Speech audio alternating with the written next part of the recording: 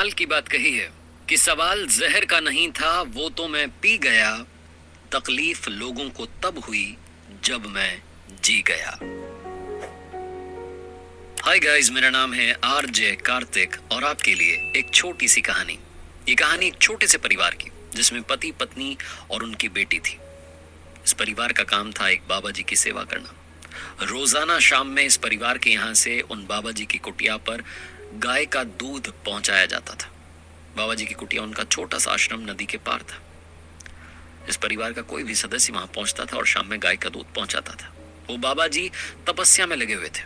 एक सिद्धि प्राप्त करना चाहते थे, पानी पर चलने की। बरसात का मौसम आया, मॉनसून का वक्त था।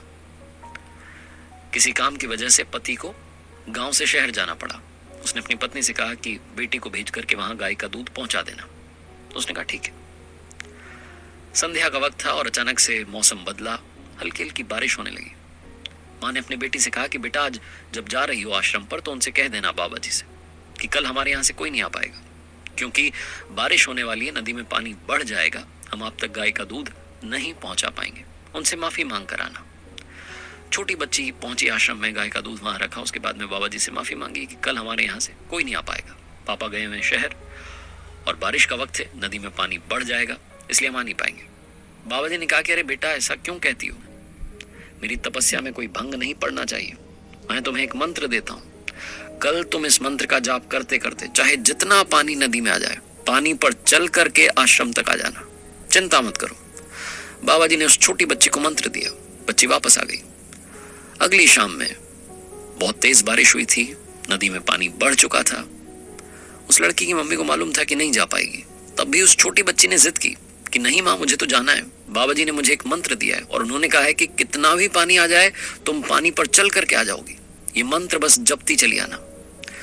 छोटी बच्ची की जिद थी, बाबा जी को मानते थे इतने वर्षों से, तो माँ मना नहीं कर सकी। छोटी बच्ची रवाना हुई। हाथ में केतली थी, केतली में गाय का दूध था। नदी के इस तरफ थी, नदी में पानी बढ़ा हुआ था।